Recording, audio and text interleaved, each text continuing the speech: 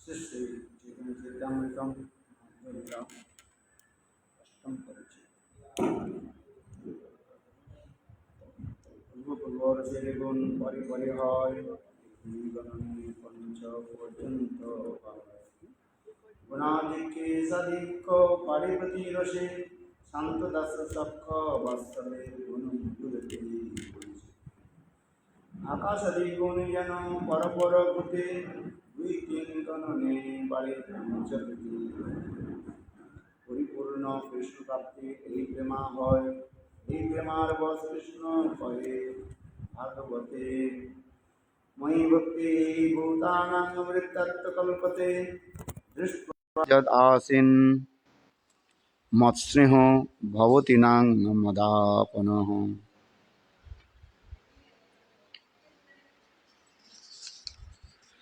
सो परिपूर्ण कृष्ण प्राप्तिर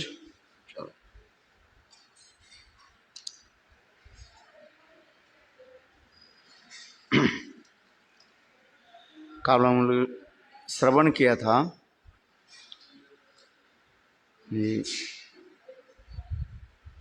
जार जयी रस किंतु जार जयी रस সেই রস সেই सर्वोत्तम तटस्थ হইয়া বিচারিলে আছে तरतम। जो जिस रस के भक्त है वह उसी रस की ही श्रेष्ठ मानते हैं।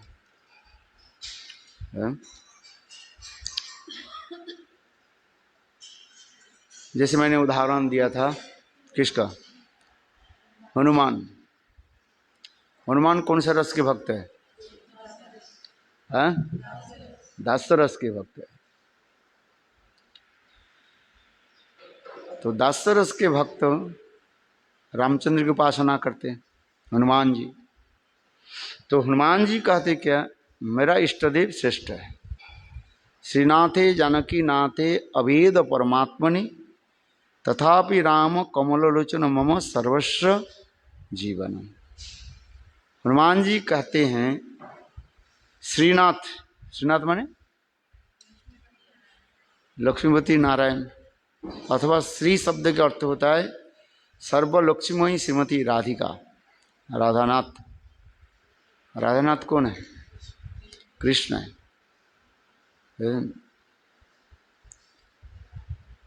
कृष्ण और रामचंद्र में कोई भेद नहीं है। जानकीनाथ माने रामचंद्र, कृष्ण और रामचंद्र में कोई भेद नहीं है। एक ही ईश्वर है, भगवान एक है। और भगवान एक गुण सब परमात्मा तत्व कहा जाता है। वदंति तत्व विदस्तत्व जज गणमाद्यम ब्रह्मेति परमात्मेति भगवानिति शब्दते। एक ही भगवान त्रिविध रूप में प्रकाशित होते हैं। कितने रूप में? त्रिविध रूप में। त्रिमाने तीन रूप में ही प्रकाशित है, ब्रह्म, परमात्मा और भगवान। ये त्रिविध रूप में प्रकाशित होते हैं। ज्ञानी लोग ज्ञान आदि के द्वारा उनके ब्रह्म ज्योति के दर्शन करते हैं। जस्य प्रभा प्रभोतो जगदंड कोटि कोटिषु अशेषासु विश्वसुधादि भिन्नम तद ब्रह्म निष्कलम अनंत अशेष गोविंदम आदि पुरुषं तमहं भजामि। जस्य प्रभा प्रभवतो, जिनकी अंग कांति की छटा से अनंत करोड़ विश्व ब्रह्मांड प्रकाशित होते हैं। जस्य प्रभा प्रभवतो जगदंड कोटि कोटिषु अशेषा वसुधैव भिन्नम तद ब्रह्म निष्कलम, वही ब्रह्म के बारे में कहा, शास्त्र में कहा रहा है। एक नहीं, अनंत करोड़ विश्व ब्रह्मांड, जिनकी केवल अंग की कांति व छटा जो है के द्वारा प्रकाशित होते, न तद्भास होती सूर्य। उस जगत में कोई सूर्य की जरूरत नहीं होता है, ना चंद्रमा की जरूरत है। सूर्य चंद्रमा की जरूरत नहीं होती। इस जगत में यदि सूर्य नहीं रहे है, अंधकार हो जाएगा।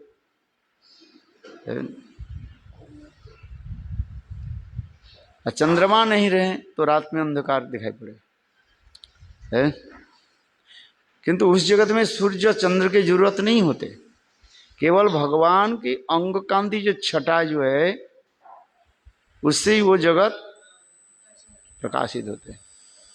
तथापि लीला पुरुषोत्तम लीला आदि करने के लिए स्वयं भगवान ही एक स्वरूप में सूर्य चंद्र ग्रह नक्षत्र तारका देव देवता के रूप में ही प्रकाशित होते हैं।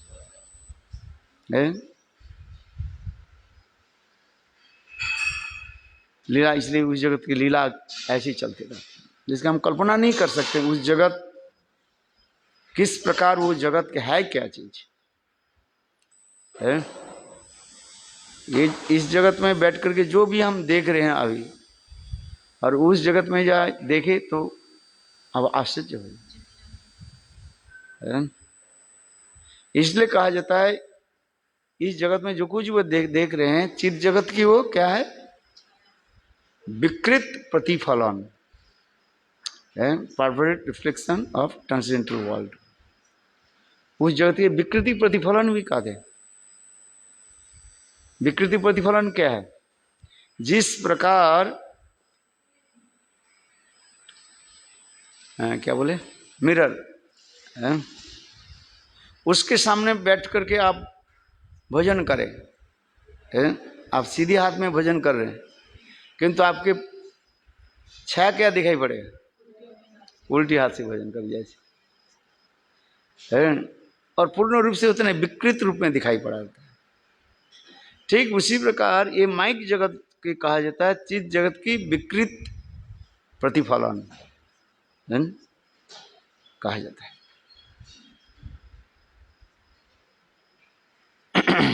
तो एक ही भगवान त्रिविध रूप में प्रकाशित होते हैं। कोई ब्रह्म रूप में ध्यान करते हैं, मानते हैं, कोई परमात्मा रूप में, जिस स्वयं भगवान समस्त जीव के हृदय में सर्वत्र अणु अणु परमात्मा रूप में रहते हैं, परमात्मा के रूप में रहते हैं, साक्षी रूप में सर्वत्र विराजमान है। और तीसरी स्वयं भगवत स्वरूप में ऐश्वर्य और माधुर्य रूप में प्रकाशित होते हैं।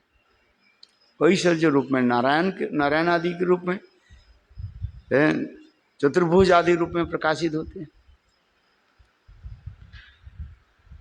वैकुंठ आदि जगत में चतुर्भुज रूप में प्रकाशित होते हैं। वैकुंठ आदि में चतुर्भुज रूप में प्रकाशित होते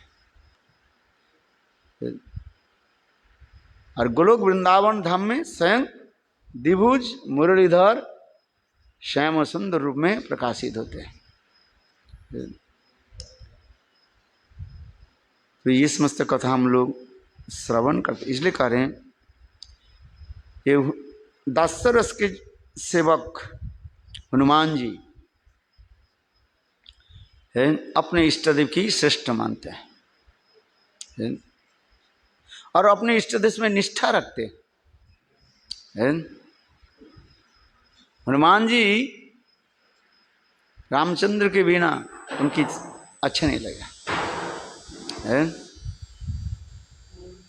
इसलिए परीक्षा करते हैं। एक बार स्वयं भगवान द्वारिकापुरी में गरुड़ जी के बोले, गरुड़ जी तुम जाओ किष्किंधा में, हनुमान जी विरह में तड़प रहे हैं, रामचंद्र के विरह में तड़प रहे हैं, ले जाओ हनुमान जी के बुला करके ले आओ। गरुड़ जी के थोड़ा अभिमान भी हो गया, बोले ये छोटा सा काम करने के लिए मुझे भेज रहे हैं। चलो दर्पहारी भगवान गरुड़ जी के जब आदेश दिया, गरुड़ जी उड़ते उड़ते उड़ते उड़ते कहाँ पहुंच गए? किष्किंधा, जहां पर हनुमान जी रामचंद्र के विरह में तड़प रहे हैं, राम राम राम राम जप कर रहे हैं। क्या नाम जप कर रहे हैं? राम राम। क्योंकि भगवान रामचंद्र सबको तो रामलीला के पश्चात सभी को तो ले गए, किंतु हनुमान के छोड़ करके गए। ये हनुमान तुम यहीं पर आकर के मेरी कथा को जगत में प्रचार करो। हनुमान जी रामचंद्र के विरह में बस राम नाम जप कर रहे। तो गरुड़ जी आकर के कहने लगे, हे हनुमान जी आपके प्रभु स्मरण कर रहे हैं, बुला रहे हैं। बोले कौन से प्रभु? गरुड़ जी बोले क्या नाम बताया?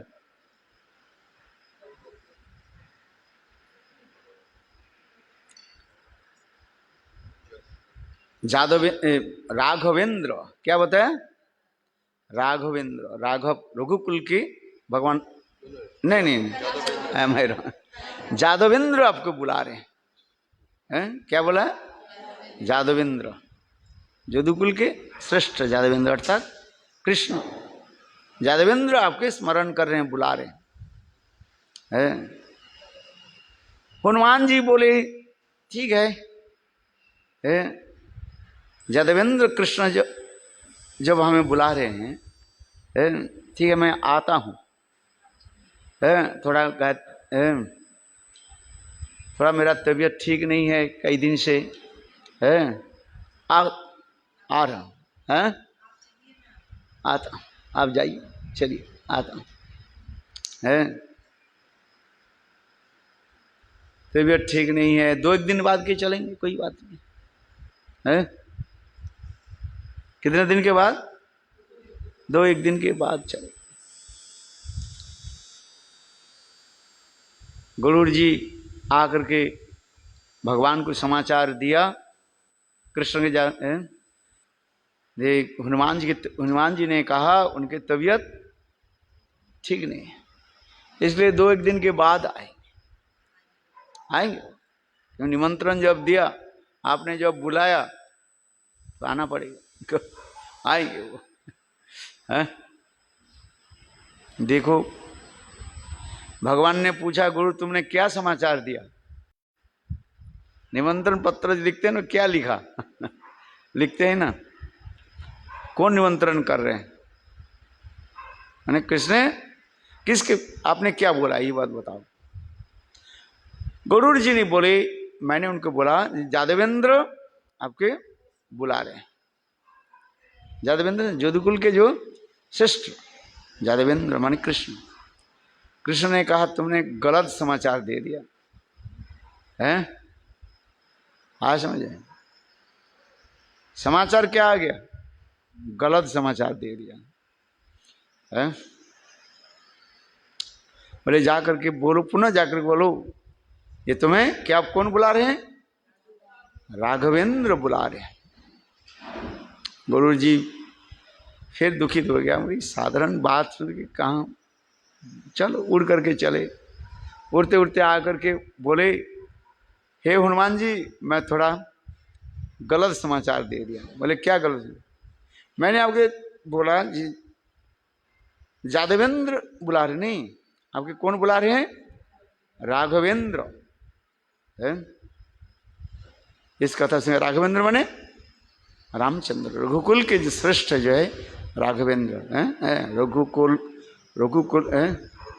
रघुपति राघव राजा राम, पतित पावन सीताराम। रघुपति राघव राजा राम, पतित पावन सीताराम है। राम हनुमान जी एक कीर्तन करते, अहो मेरे प्रभु मुझे बुला रहे हैं। बस हनुमान जी करे उस महाराज गायत्री मंत्र आधा हुआ, अभी तक पूरा नहीं हुआ है। मैं आप जाओ, मैं चलता हूं। बस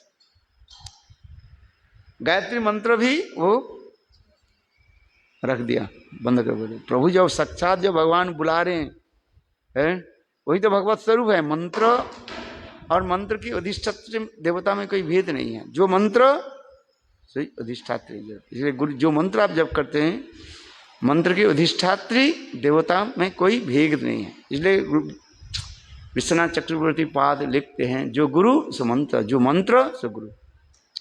मंत्र ही साक्षात भगवत स्वरूपी है। जैसे कौन कौन मंत्र जप करते हैं?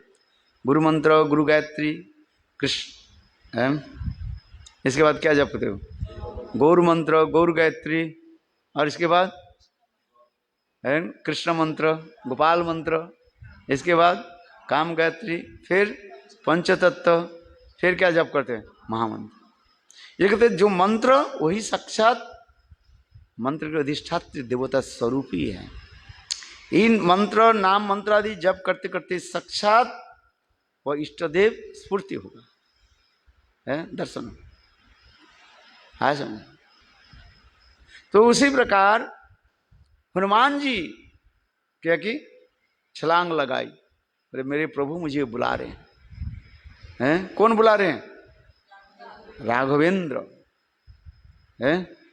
बस और हनुमान जी आने लगे, सर्वंतर्यामी भगवान है कृष्ण, हनुमान जी आ रहे हैं। इसलिए संग भगवान रुक्मिणी देवी के बोले, रुक्मिणी तुम सीता के रूप धारण करो।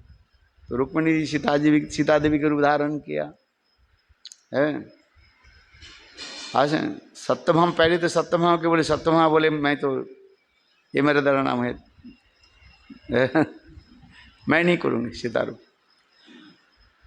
रुक्मिणी देवी सीता जी के रूप धारण किए है। और भगवान बलदेव के बोले बलदेव प्रभु, भैया दो भाई तुम क्या रूप धारण करो? लक्ष्मण के रूप धारण करो। तो बलदेव प्रभु लक्ष्मण के रूप धारण किया।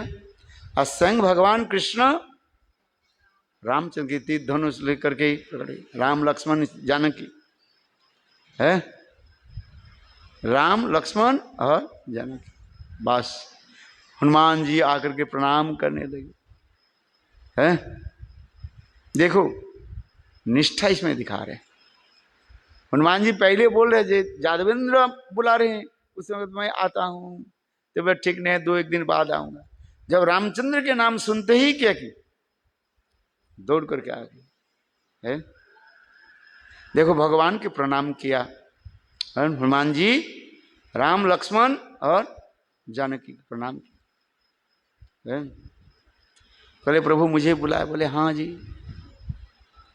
रामचंद्र ने बुला, बहुत दिन हो गया तुम्हें दर्शन नहीं हुआ, इसलिए तुमको मैं बुलाया था। बस बोले दर्शन हो गया, जाओ। फिर पुनः उनको भेज दो। हनुमान जी चलने लगे। बीच रास्ते में देखा अभी तो गोरूर जी पहुंचे ही नहीं है। देखो गोरूर जी के बीच में बीच रास्ते में गोरूर जी देखा हनुमान जी आ रहे हैं। बोले कहाँ से आ रहे हो? बोले प्रभु के दर्शन करके। बोले आप तो गायत्री मंत्र जप कर रहे थे। बोले प्रभु बुला रहे हैं, मैं अपेक्षा थोड़ी करता है। गोरूर जी के उस समय सारे अहंकार चूर्ण विचूर्ण हो गए। गुरु जी पहले से ना मैं छोटी सी काम के लिए मुझे भेज रहे, किंतु देखो भगवान के प्रति कैसी निष्ठा है। इसलिए भक्तिवंत ठाकुर लिखते हैं ये तब निज जन ना, क्या श्लोक है, अरे शरणागति के कीर्तन जो नाचीते नाचीते निकटे जाई वह जखन डाकी बे तुम्हें। मेरे प्रभु जब मुझे बुलाएंगे तो मैं दौड़ करके जाऊंगा। हैं वैष्णव तुम्हें तो ठाकुर तुम्हारा कुकुर, तुम्हें तो ठाकुर आमी तो कुकुर बोलिया जानो हम मोरे। है ये सब कीर्तन आज नहीं होता है, बंद हो गया सब। है कीर्तन होनी चाहिए। हाँ सर्वस्व तुम्हार चरणे सौंपिया पड़ेছি তোমার ঘরে, আর তুমি তো ঠাকুর তোমার কুকুর বলিয়া জানো মোরে, বলিয়া জানো মোरे।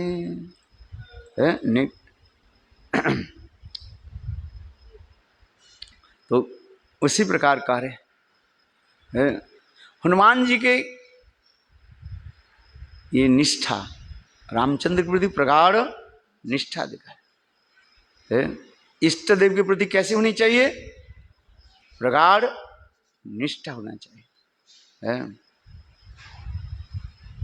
इसलिए हनुमान निष्ठा दिखा रहे और सेवा वृत्ति, ममता युक्त सेवा वृत्ति है। एक बार लक्ष्मण जी ने कहा हनुमान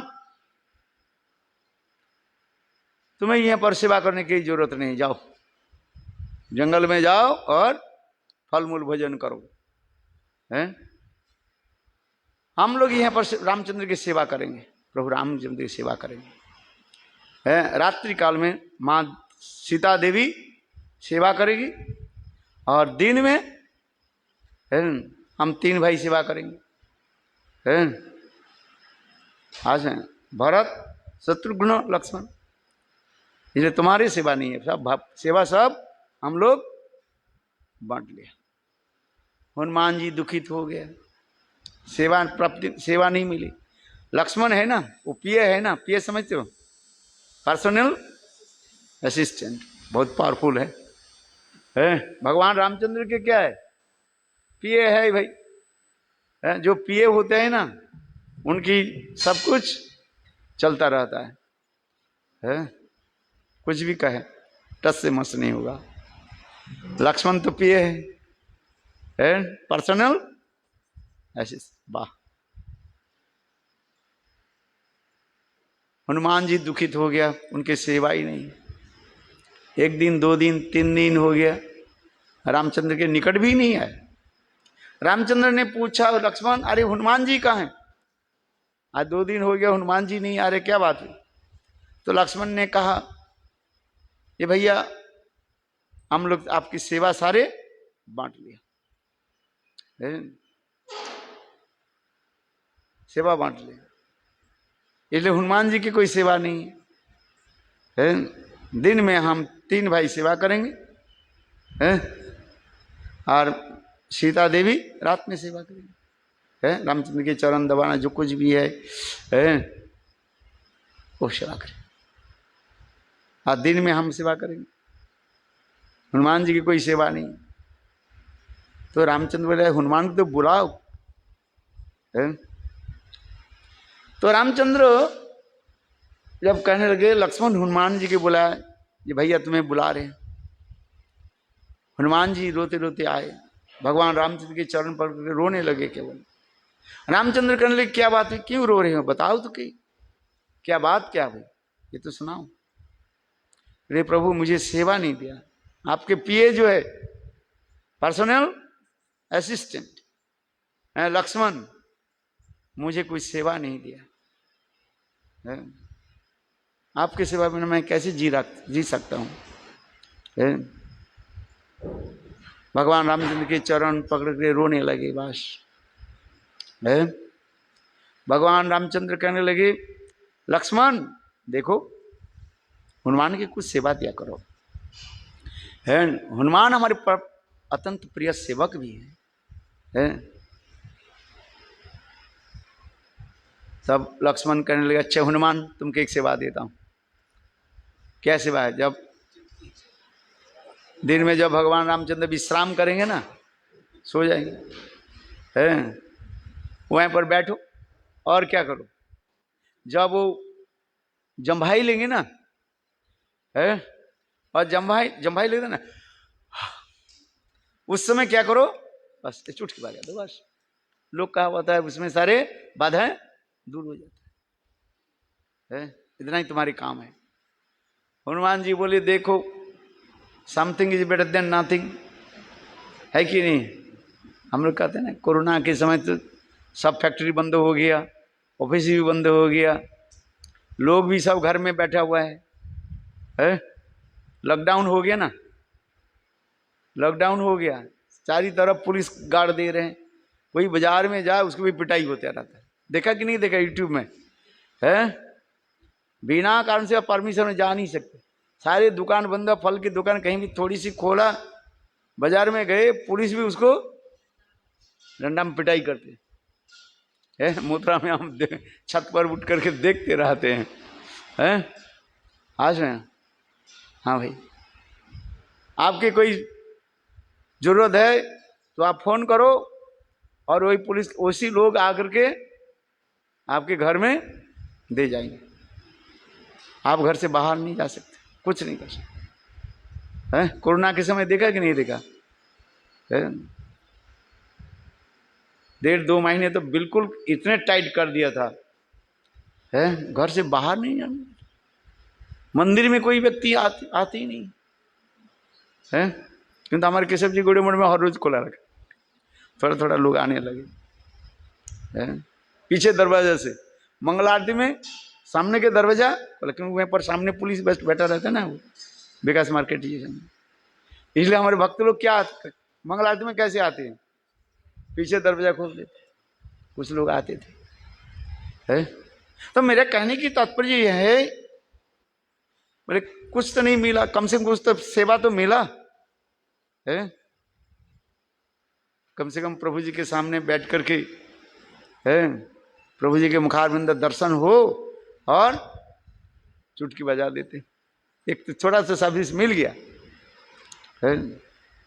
हनुमान जी विचार करके, भाई भगवान रामचंद्र जम्भाई लिए लेंगे, कब लेते कोई, वो तो 1 सेकंड की बात होता है, बंद हो जाए, तो इसलिए विचार करने के, भाई सेवा से क्यों मैं वंचित हो जाऊं, है? थोड़ी सी सेवा तो मिली, और सेवा यदि छूट जाए फिर कैसे चलेगा बताओ। इसलिए हनुमान के मानी मान है, रामचंद्र के नाम तो ले, राम नाम जप करने, बोलो सीताराम सीताराम सीता सीताराम सीताराम सीताराम सीता सीताराम, जय राम जय जय जय सिया राम, जय राम जय राम जय सिया राम, सीताराम सीताराम सीता सीताराम। और उनके आंख बिल्कुल कहाँ पर है? भगवान रामचंद्र की मुखारविंद में लगे हुए हैं, कब जम्भाई देंगे क्या पता है? राम नाम जप कर रहे हैं और आंख कहाँ लगे हुए हैं? रामचंद्र के मुखारविंद में, है। और भाई कब चुटकी बजा चले जाएंगे, तो इसलिए हमारे इसे चुटकी बजाने लगे हैं। भगवान रामचंद्र भी लीला पुरुष, भगवान रामचंद्र भी लीला करने लगे, क्या बार बार ऐसे होने लगे। लक्ष्मण के बुलाया गया, लक्ष्मण आकर के देखा क्या बात हुई है, डॉक्टर को बुलाया गया, वैद्य को बुलाया गया, है, नाड़ी देखा, सब परीक्षा किया, भगवान रामचंद्र कुछ है ही नहीं, बीमारी को ही पता नहीं चल रहा है। और भगवान रामचंद्र खाली ऐसे, लक्ष्मण आदि 4 भाई, ये 3 भाई और सीता देवी, सभी तो क्या हो गया रामचंद्र। वैद्य जो है सब कुछ देखा, देख करके बोले कोई बीमारी पता ही नहीं चल रही। लक्ष्मण कहने लगे भैया बताओ, अपने बताओ आपकी क्या बीमारी है? बोले कोई बीमारी है नहीं, हनुमान जी वो ये करे ना चुटकी बजा रहे, मैंने इसलिए बार बार जम्भाई ले रहा हूं। तो लक्ष्मण बोले हनुमान तुम्हें दूसरी काम देता हूं, चलो। बोलो वृंदावन बिहारी लाल की जय। है हनुमान जी की कथा इतनी सुंदर है, एक निष्ठा कैसे और सेवा की पराकाष्ठा दिखाया। सेवा में कैसे सदा सर्वदा रहते, बिना सेवा से रह नहीं सकते हैं। सेवा में तत्पर है। भगवान रामचंद्र जब लंका से लौट करके आए, राम दरबार में बैठे,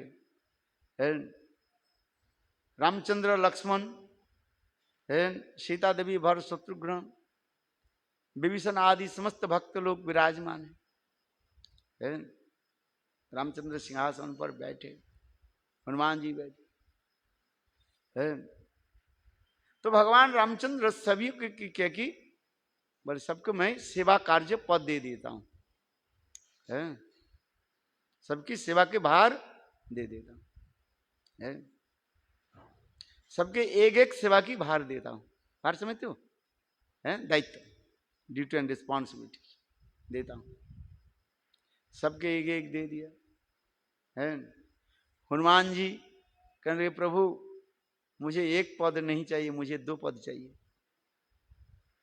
एक पद नहीं चाहिए है, कुर्सी तो एक में ही बैठते हैं ना, पद एक ही होता है ना, चेयरमैन है। हनुमान जी क्या बोले, मुझे प्रभु 2 पद चाहिए। लक्ष्मण मजाक करते, लक्ष्मण के काम क्या है, हंसी मजाक करना है। वो सदा सर्वदा हनुमान के साथ है हास परिहास करते रहते हैं। कहने लगे देखो बंदर कैसे, बंदर एक में प्रसन्न नहीं होते, 2 चाहिए। एक केला 2 प्रसन्न नहीं होता है, उसके क्या 2 2 2 4 2 से वो ले, जितने 2 वो लेते है। बंदर है। इसी प्रकार हंसी मजाक उड़ाने लगे। इसके सुनकर के रामचंद्र भगवान रामचंद्र कहने के लक्ष्मण अरे ऐसे हंसी मजाक मत करो, उनको पूछो है कि वो 2 पद चाह रहे हैं। 2 पद के अर्थ क्या है, साधारण अर्थ क्या है, 2 पद बने 2 है, पद बने पोस्ट है। आई हैव नीड 2 पोस्ट, एक पोस्ट में काम नहीं होगा है, आगे 2 पोस्ट मुझे चाहिए। किंतु लक्ष्मण पूछ लगे हनुमान तुम 2 पोस्ट के तात्पर्य क्या बताओ। तो अब उस समय हनुमान जी ने क्या कि भगवान रामचंद्र के 2 चरण है, 2 पद शब्द के दोनों चरण सेवा मुझे चाहिए है। पद शब्द के अर्थ होता है पोस्ट और पद शब्द के अर्थ होता है चरण। बोले ये मुझे कोई ये पद नहीं चाहिए, दूसरी पद नहीं चाहिए है, मुझे क्या पद चाहिए, ये प्रभु की दोनों चरण सेवा मुझे चाहिए। बोलो वृंदावन बिहारी लाल की।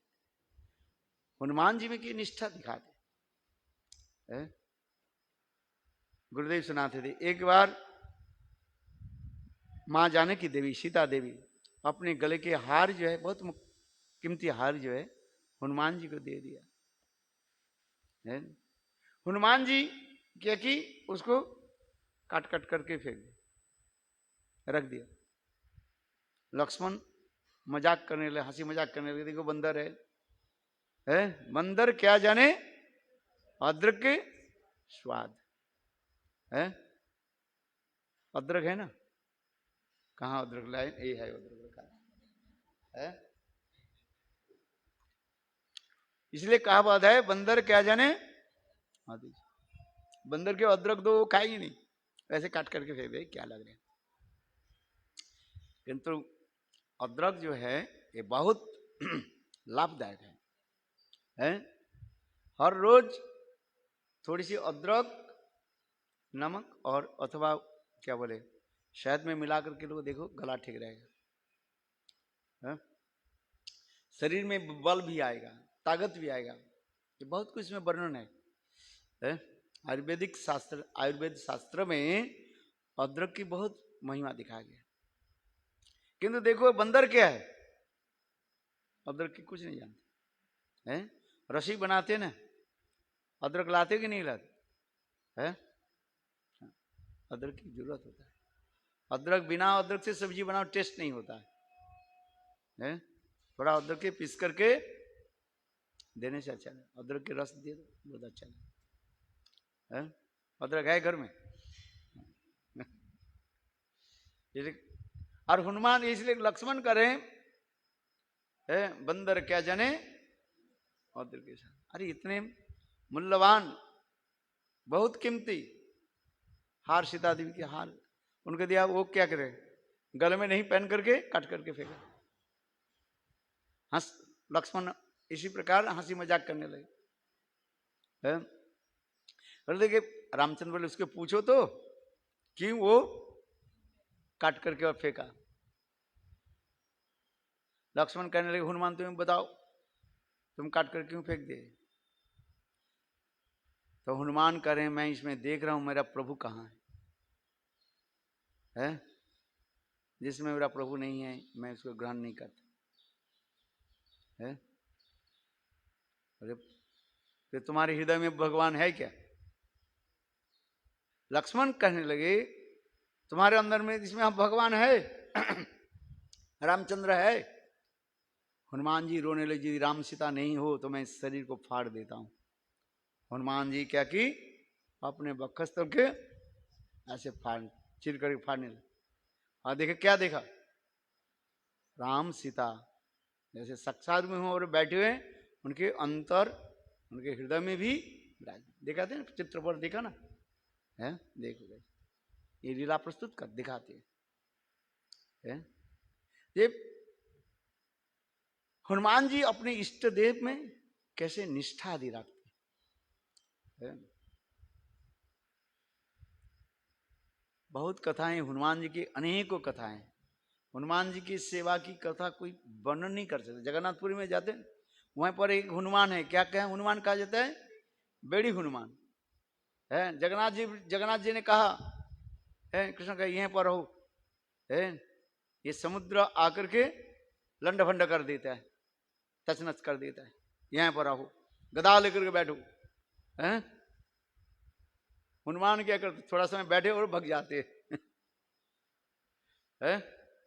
कहाँ भग जाते हैं, जब भगवान रामचंद्र की अयोध्या में जब आरती होता है, जो कुछ भी होता है तो वो क्या करते हैं, बोलो सियावर रामचंद्र की जय, छलांग लगाते भग जाते। इसलिए वहां पर भक्त लोग क्या करते हैं, हनुमान जी को बेड़ी बंद कर रखे, भाग नहीं पाओगे। तो ये लीला भी दिखाते हैं। भगवान रामचंद्र की निष्ठा, हनुमान जी की निष्ठा अयोध्या राम में बस है। इसलिए करें जिनको जो रस वही रस सार है। किंतु जार जई रस सही सर्वोत्तम तरस्त हइया विचारिले आछे तरतम यथोत्तम असौ सात विशेष उल्लास मई जपि प्रतिर्वासना सद्विभासते कापि कस्यचित्।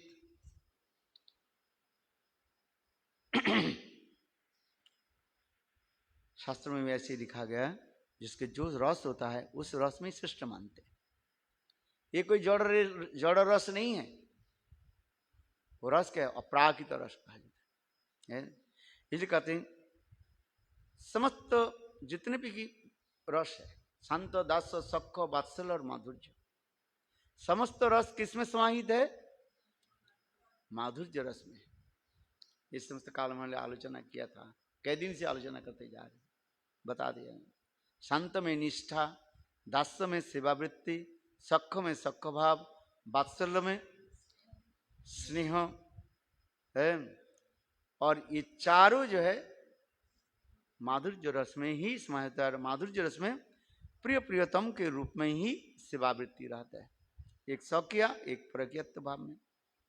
इसलिए कह रहे हैं पूर्व पूर्व रसेर गुण परे परे है, एक दुई गणने पंच पर्यंत बाढ़, गुणाधिक्य सदाधिक बाड़े प्रति रसे शांत दश सख वात्सल्य गुण मधुरते বৈশে আকাশাদি গুণ যেন পর পর ভূতে দুই তিন গণনে বাড়ে পঞ্চ পৃথিবীতে পরিপূর্ণ কৃষ্ণ প্রাপ্তি এই প্রেমা হইতে এই प्रेमार बस कृष्ण कहे भागवते। हैं भागवत प्रमाण दे रहे पुराण सम्राट सर्व वेदांत सारंग ही श्रीमद् भागवतम विश्वते। श्रीमद् भागवत प्रमाण दे रहे हैं ये परिपूर्ण कृष्ण प्राप्ति यही प्रेमा होती।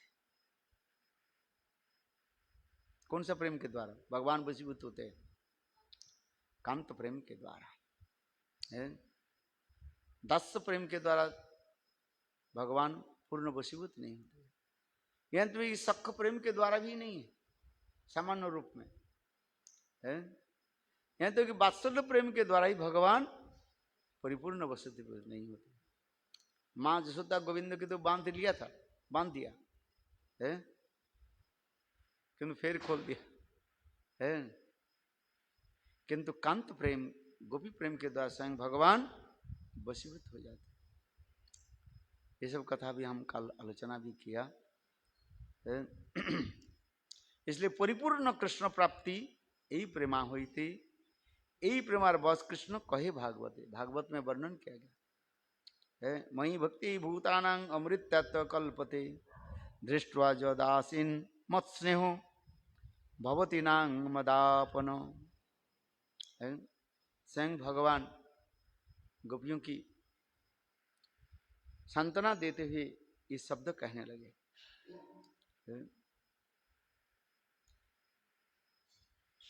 मयि भक्ति भूतानां अमृत तत्व कल्पते दृष्ट्वा जद आसीन मत स्नेहो भवती नांग मदापन। ये कुरुक्षेत्र के प्रसंग वर्णन हो रहा है। स्वयं भगवान कहने लगे ये आप लोग की जो आगमन है, जब कृष्ण पधारे है समंत पंच के समय अर्थात सूर्य ग्रहण के समय, उस समय सभी कृष्ण से मिले। अंत में गोपियां जब कृष्ण से मिले है, तब भगवान गोपियों की लक्ष्य करके यही बात बताया, मयि भक्ति भूतानां अमृत तत्व कल्पते।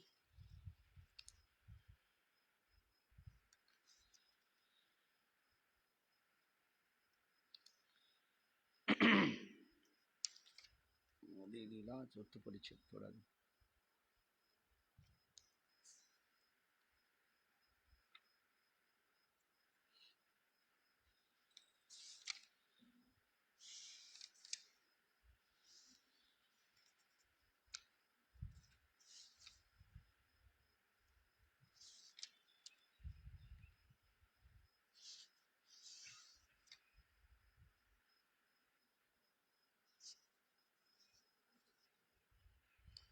हाँ।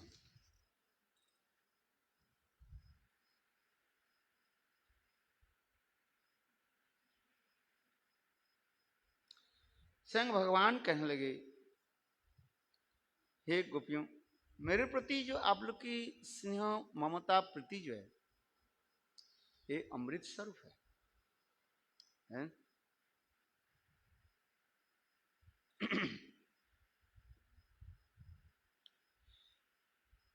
क्योंकि मेरे प्रति भक्ति करना ये जीव की कर्तव्य है।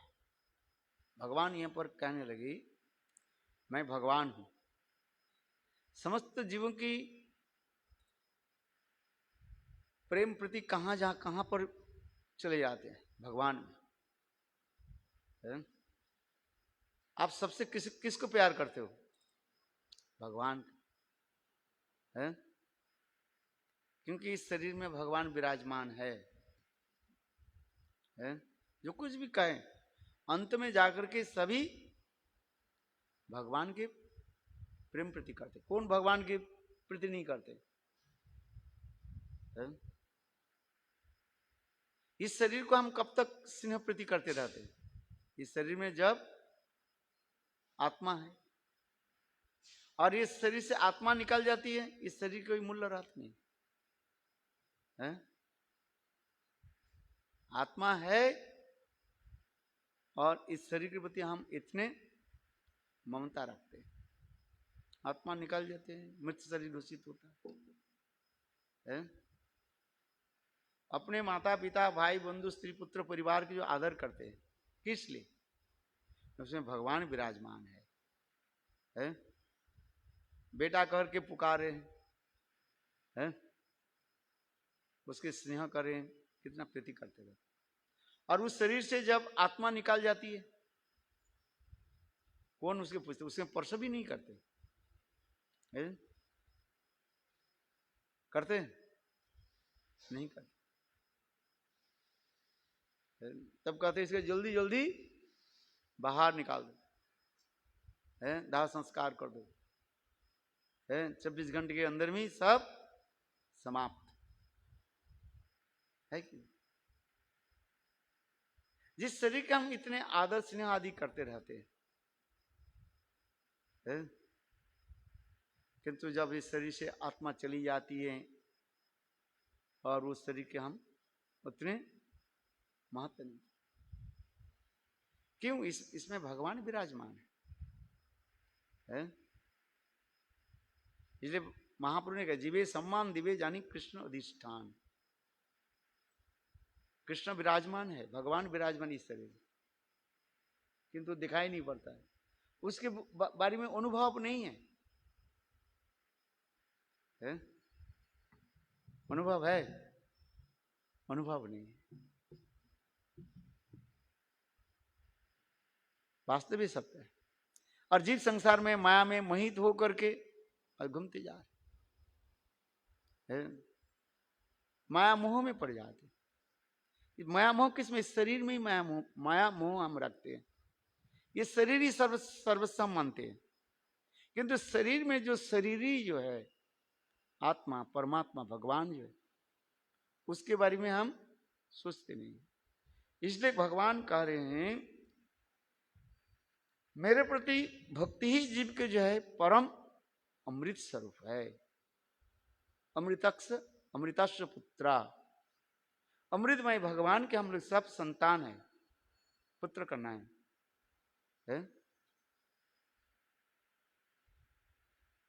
समझ में? तत्व ही दिखाते जा रहे। मम वांशो जीव लोके जीव भूतो सनातन, जितने भी जीव है भगवान की अंश थे। कहते मम वांशो जीव लोके जीव भूतो सनातन।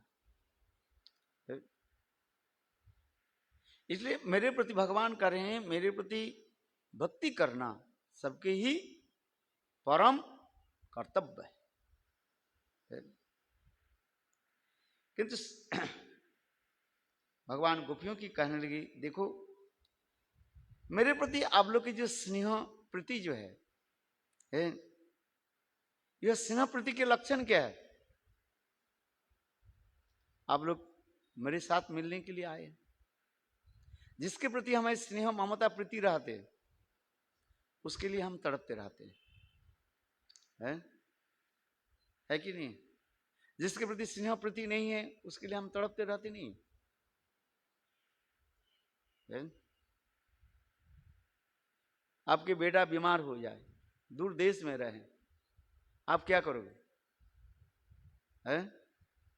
सब कुछ बेच बाच करके छोड़ छाड़ करके आप चले जाओ, यदि आपके पैसा भी नहीं हो, कहीं भी नहीं, कुछ नहीं है, उड़ करके जाओगे। स्नेह है, प्रीति है, स्नेह प्रीति के लक्षण दिखाते रहते हैं। ममता है, सर्वस्व आप देने के लिए तैयार है? आज आपके बेटा बीमार हो गया, आप जितने पैसा खर्च हो गए, पड़ोसी के बेटा बीमार हो गया, आप उतना पैसा खर्च करोगे? थोड़ा दान दक्षिणा दे देगा, चलिए है, 2000 5000 10,000 रुपया दे दिया, ठीक है भाई, है कि नहीं? थोड़ा बीमारी हो गया, क्या करे भाई, वो भी दुखित है? किंतु यदि अपने बेटा बीमार पड़े, आप क्या करोगे? सारे दाव लगा देंगे, जितने भी पैसा है सब कुछ बेच बाज करके उसके ठीक करोगे, है? ठीक होना नहीं हुआ, नहीं होना तो आपके हाथ में नहीं है, किंतु वास्तव रूप में आप सब कुछ दे रहे हो। कहने की तात्पर्य है प्रीति के लक्षण दिखा रहे हैं। स्नेह प्रति उसमें ही रहता है, सब कुछ अपने के लिए, सब कुछ त्याग वैराग्य उनके लिए सब कुछ कर देते। इसलिए भगवान गोपियों के लिए यही बात बता रहे हैं, ये मई भक्ति भूतानां अमृत तत्व कल्पते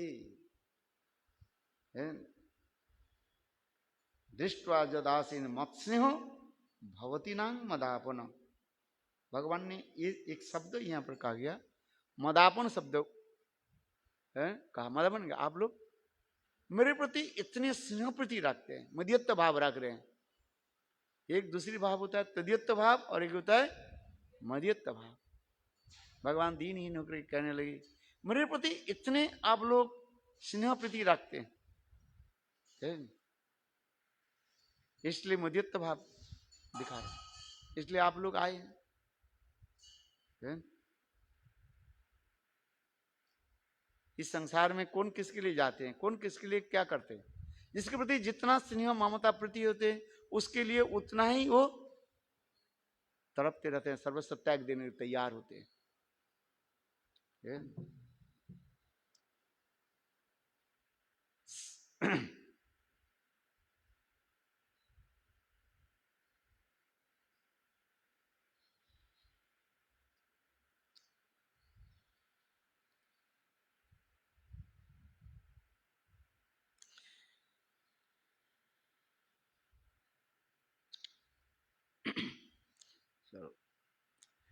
इसलिए भगवान इस प्रकार कह रहे हैं,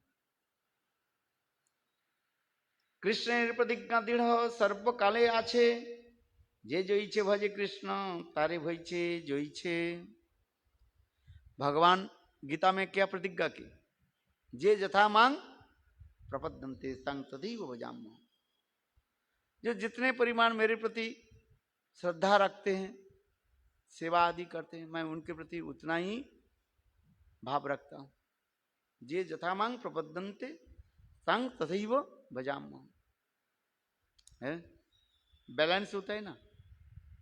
बाजार में आप जाते हैं सामान खरीदने के लिए, है दो पल्ला होते हैं, दो पल्ला होते हैं।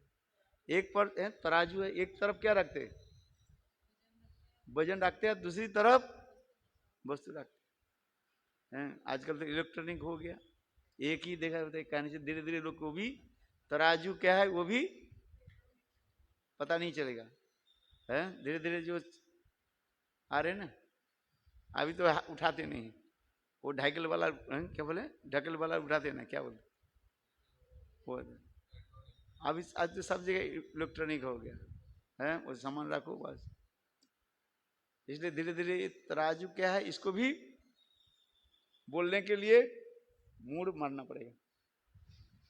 अच्छा बात ही सही है कि नहीं? आप लोग तो देखा, क्योंकि आप देखो आपके नाती और क्या बोले जो जो आएगा ना, वो भी क्या कहेंगे भाई ये क्या चाहिए, क्या बात बोले, पागल बात बोले। तराजू के सामने से कोई वस्तु होता है क्या? इसको क्या बोलते हैं? नहीं जो अभी जो क्या बोलते हैं इसको, नहीं बोलते क्या बोलते हैं, नाम तो कुछ हो। हाँ वेट मशीन है, बोले हाँ बस बता देंगे, है स्केल कहते हैं। धीरे धीरे देखो जितने भी विज्ञान के युग होते आ रहे हैं, जितने भी हम उन्नत होते जा रहे हैं, और धीरे धीरे हम पूर्व संस्कार को हम भूलते जा रहे हैं। आज समझे, क्योंकि वस्तु जब नहीं देखे, वस्तु के ज्ञान नहीं हो, है तो किसके साथ बोले वो लोग समझ में नहीं आया, बोले क्या बोल रहे हैं, पागल बोल रहे हैं कुछ, है 10-20 साल के बाद तराजू शब्द बोलो, है लोग समझ में नहीं आए, बोले क्या बोल रहे हैं।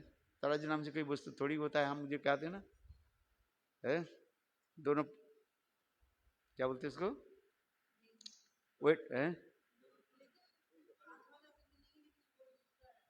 क्या,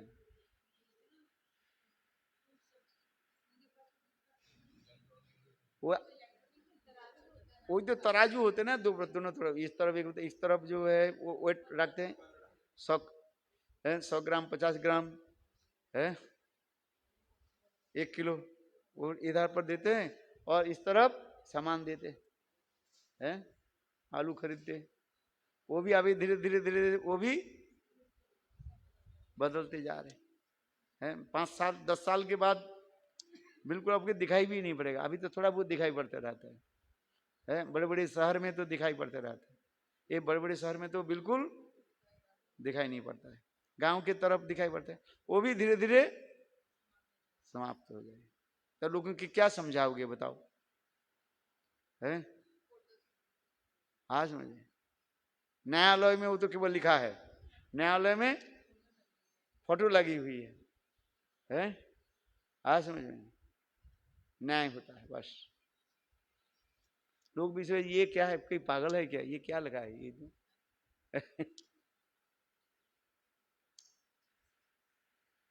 मेरे कहने की तात्पर्य धीरे धीरे हम अपनी सभ्यता संस्कृति की भूलते जा रहे हैं, और लोग क्या समझाएंगे, क्या समझेंगे, क्या समझाएंगे, क्या अपने को समझ में आ जाए फिर दूसरे को समझाए, ये तराजू क्या है जिसके दोनों तरफ हम दिखाएं। तो यहाँ पर भी शास्त्र में जो है, कृष्ण प्रतिज्ञा जैसे दृढ़ सर्वकाले जे जैच भजे कृष्ण भजे तैच, जो जिस जे जथा मांग प्रबद्धन्ते तंग तथैव भजामहं, भगवान कहते जो जिस प्रकार मुझे भजन करते उसी प्रकार मैं देता है, और क्या करें है?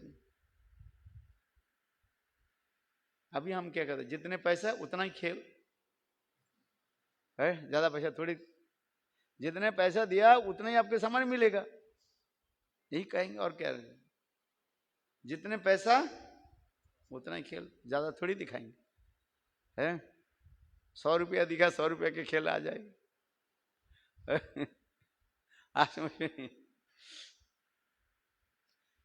किंतु भागवत गीता में भगवान ये कह रहे हैं जो जितने परिमाण मेरे प्रति अनुरक्त होते हैं उतना ही मैं उनके प्रति हो जाता हूं,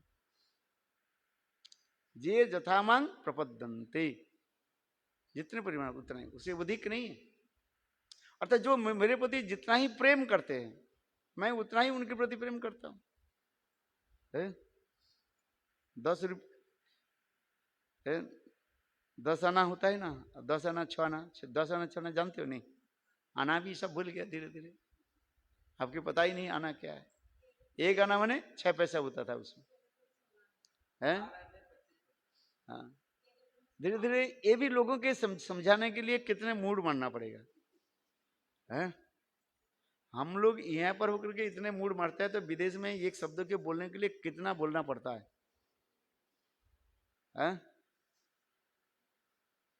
कि नहीं।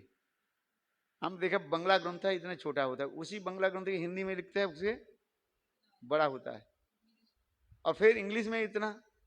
भजन रहस्य ग्रंथ जो है बंगला में देखना ज्यादा से ज्यादा 100 पेज होगा शायद, हिंदी में हो गया 300 पेज हो गया। भजन रहस्य ग्रंथ जो है एक ही है, केवल ट्रांसलेट कर दे रहे हैं, भाषा में रूपांतरित कर रहे हैं, ज्यादा कुछ नहीं लिखा है, वही लिखा जो भक्तिवंत ठाकुर जो लिखा वही लिखा, ज्यादा कुछ नहीं लिख दिया है। बंगला ग्रंथ भक्तिवंत ठाकुर बंगला ग्रंथ में कितना पेज लिखा, 100 पेज लिखा जैसे मैं कह रहा हूं, और उसके जब ट्रांसलेट किया गया हिंदी में कितने पेज आ गए हिंदी में आपका है, 300 पेज आ गया सर हिंदी ग्रंथ है, 2 गुना 3 गुना आ रहे हैं। और इंग्लिश में कितना ग्रंथ कितने पेज आ गया, 500 पेज आ गया, पर इतने पेज कहां से आ गया आप बताओ। क्योंकि जितने शब्दों की हम बोलते जाते हैं, जब कोई वस्तु के जब व्यक्त करते जाते हैं, भाषांतर जब होता है तो उस भाषा के लोगों की समझाने के लिए अनेकों तरीका करना पड़ता है। आप इंग्लिश भजन रहस्य है आपके पास, देखना कितना पेज है, इतना पेज कहां से आ गया वही तो हिंदी ग्रंथ है जो गुरुदेव ने जो लिखा, मूल ग्रंथ क्या है भक्तिविनोद ठाकुर जी का भजन रहस्य ग्रंथ है कि नहीं है? वो बंगला में भक्तिविनोद ठाकुर जी ने लिखा। अच्छा, उसके ट्रांसलेट कर दिया क्या, किस में? हिंदी में। वो उसमें कितने पेज हो गया? 300 पेज हो गया। इतने पेज कहां से आ गए? मतलब वही शब्द जो है उसके एलाबोरेट करना पड़ता है समझाने के लिए है। और फिर वही हिंदी ग्रंथ जो है उसके भी लोग, विदेशी लोग ट्रांसलेट किया, और उसमें कितना पेज आ गया? 500 पेज आ गया। है क्या चीज ज्यादा उसमें क्या दे दिया है? एक ही तो ग्रंथ गुरुदेव की जो है वो जो है, कथा तो है भक्तिविनोद ठाकुर की कथा, भक्ति गुरुदेव की कथा उसमें है। आप बताओ, क्योंकि एक भाषा में दूसरी भाषा में जब जाते हैं उसके क्या करना था? समझाने के लिए और उदाहरण देकर के बोलना पड़ता है? नहीं तो समझ में नहीं आएगा। हाँ समझ, मैं देख कर हैरान होता हूँ कि अच्छा हिंदी में, चलो हिंदी में, बंगला में इतने कम पेज है, 150-200 पेज, 150 पेज होगा शायद भजन रस ग्रंथ जी। हिंदी में जब किया 300 पेज हो गया, डबल हो गए जा रहे हैं। और इंग्लिश में होता है और भी, तो बंगला में जो 150 पेज था इंग्लिश में कितने पेज हो गया? कितने गुना हो गया? आप हिसाब करके लगाइए। 3 गुना हो गया। क्यों? ज्यादा उसमें कोई दिया गया? वही शब्द के जो है समझाने के लिए, इलाबोरेट करने के लिए, मॉडिफाई करने के लिए है, एक्सप्लेन करना पड़ता है? बोलो वृंदावन बिहारी लाल की जय। है बात ही सही है कि नहीं? आप उसके पढ़ कर, आप हिंदी पढ़ो, हिंदी भजन रहस्य ग्रंथ पढ़ो, और इंग्लिश भजन रहस्य ग्रंथ पढ़ो। दोनों में सब एक ही वस्तु है, ज्यादा कुछ नहीं है उसमें, कुछ नहीं, केवल सब क्या बोले, लैंग्वेज के जो है वो मॉडिफाई करते जा रहे हैं समझाने के लिए वस्तु क्या है? और कुछ नहीं। और दूसरे देश में, विदेश में हम कहते हैं ना, इतने सहज नहीं होता है उनके समझाना है, इतने सहज थोड़ी हो जाता। और वे फिर संस्कार दूसरी है। हम यहाँ पर राम कहने से लोगों की समझ में आ जाता है? रामचंद्र, भगवान रामचंद्र कौन थे? है मर्यादा पुरुषोत्तम। मर्यादा कहने से हमें समझ में आ जाता है उनको मर्यादा क्या चीज है, समझाना, इलेबोरेट करो। है रूल्स एंड रेगुलेशन क्या? रूल्स एंड रेगुलेशन क्या है? खाओ पियो मच करो, यही तो है। फिर रूल्स दिखा रहे हैं, बोले क्या रूल्स है? 4 नियम के पालन कर, बोले 4 नियम क्या है? शराब पीना नहीं चाहिए, बाप रे बाबा की शराब पीना नहीं चाहिए, क्या बोले, पागल है क्या है? विदेश में यदि कहो, आप कह दिया शराब मत पियो तो बिगड़ जाते हैं, बोले शराब नहीं पीना नहीं चाहिए है? रशिया में मैं ट्रेन में बैठना था, वहीं पर जो है सबके पासपोर्ट चेक करके और टिकट चेक करके सब घुसा ये कर, लंबी लाइन पड़ा, ठंडी पड़ी, उसमें वो पड़ रहा था, क्या बोले, बर्फ पड़ रहा था, झिम झिम झिम झिम के पड़ रहा, स्नोफॉल हो रहा है? हमारे एक भक्त जा करके बोले, उनके भाषा में उनके बोले, जो इंडियन है इनको थोड़ा पहले ये कर दी, बोले why you are feeling cold, have to take the end you have to drink the wine. अरे शराब क्यों नहीं पीते हो? है देखो, तो आप यदि कहो हम शराब नहीं, अब शराब नहीं पीते हो पापा, है ये पागल है, ये have no boyfriend no girlfriend, ये पागल है, अस्पताल में भर्ती करो इसको। है हम जो जो 4 नियम जो बताते हैं ना, साधारण लोग के पास जब बोलोगे, ये लोग कहते क्या बोल रहे हैं क्या ये, बोले इसके ये बॉयफ्रेंड करना नहीं चाहिए, नो बॉयफ्रेंड नो गर्लफ्रेंड, हम लोग यहाँ पर बॉयफ्रेंड गर्लफ्रेंड करने सुने से क्या होता है, अटफट लगता है ना, है? किंतु उसमें उस देश में ये क्या है, साहबी कहा जाता है कि नहीं है? देखो कैसे, किंतु जब इसी 4 नियम के समझाने के लिए कितने कठिन होता है, और वो समझे, है समझे तब तो इसलिए कहते हैं उसके समझाने के लिए 4 जो नियम जो है, दूतंग पानंग स्त्रियो सुना जत्रो अधर्म चतुर्विधा है, अधर्म चतुर्विधा, अधर्म है ये, पाप कार्य है। शराब पीना क्या है, पाप है कि पुण्य है, पाप है। तो उनके कहने के पाप क्या चीज है भाई, शराब पीने से पाप होता है, ये कहां की बात है, पागल है क्या है? मांस खाने से पाप होता है? आज भक्ति वेदांत साईं महाराज जब उनके डायलॉग सुनना, उसके साथ क्या बोले उसके हैं? अरे